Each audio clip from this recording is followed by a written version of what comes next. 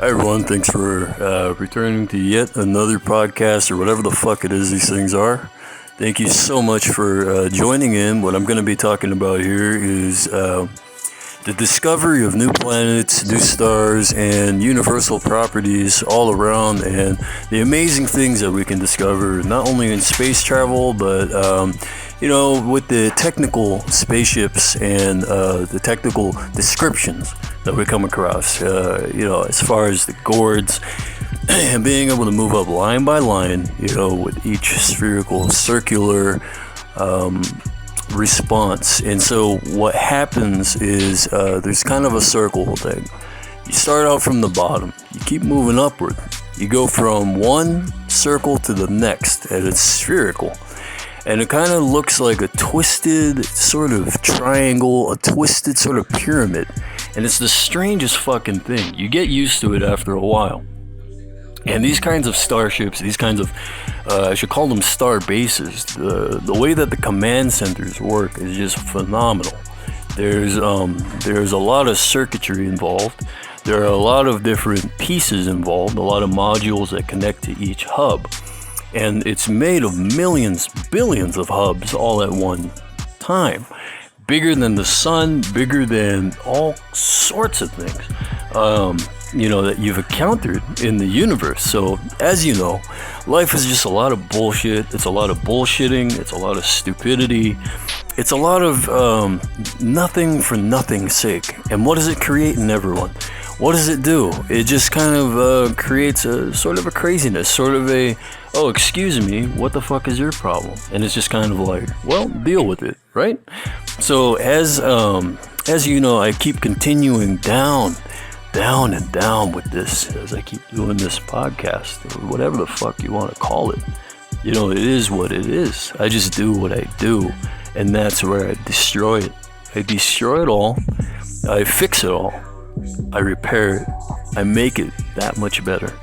Because you know what? The effects, the visual effects that happen when you make the reparations in a Starfleet type of way, when you're able to take command and you turn Central into more of a, not just a building, but a very central point, you're able to sort of, you can limit the casualties involved. You can limit not just the amount of damage that is caused by who is involved, but you can limit sort of the, when you come from sort of a Presbyterian background, it's not weak. What it is it brings a lot of strength forward from the shadows. And when you just end it all, just end it, there's no cautionary tale that needs to be told. There's no cautionary tale that has to be applied. It just is what it is. You go along with it. That's your favorite. And I know that. And I know how the attachments work. The attachments to everything and the equipment involved. Everyone wants to hear what it is that they can understand about themselves from a very crazy perspective. What's wrong with them at the deepest level? What's wrong with them when they enter deep space? What's wrong with them at a nebular, like a stellar type of level, as I've mentioned before in a different podcast.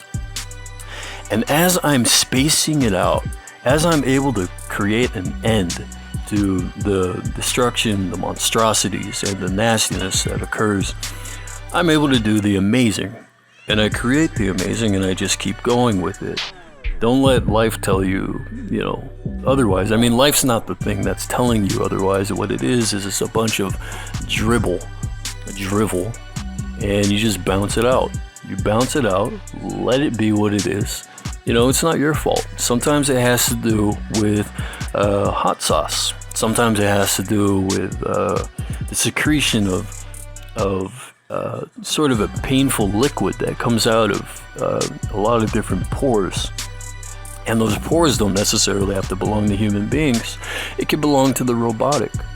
The dying and the dead, they have a lot of ways of looking at each other, and they're just like, you know what, I'm done. I said what I said, and I'm tired of hearing about it. I'm tired of hearing all that bullshit. I'm sick of this shit, And as someone else has said, they say, oh, well, when you get tired of sucking on shit, something of the order. And you know what I'm talking about. So as soon as you stream that into your mouth, then you realize that, you've been forsaken. And it's not the person that is being spoken to, but it's the person that you want to be speaking to, which is the person that you are, who you are, deep down inside.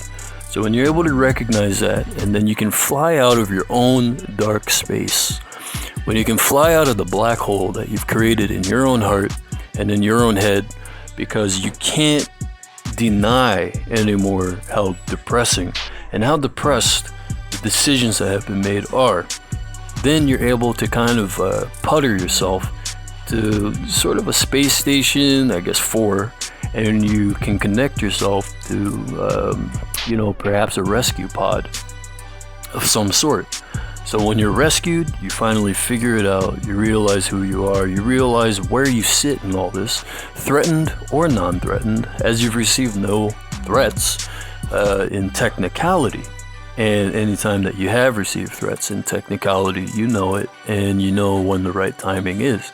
So after years of the same practices it's kind of like a dark practice, something that you would find in deep space in the uncharted territories, in the restricted access areas, then you realize just the truth. Are you retarded? And a lot of people might ask that, but you shouldn't be retarded if you realize the fucking real truth of who you are.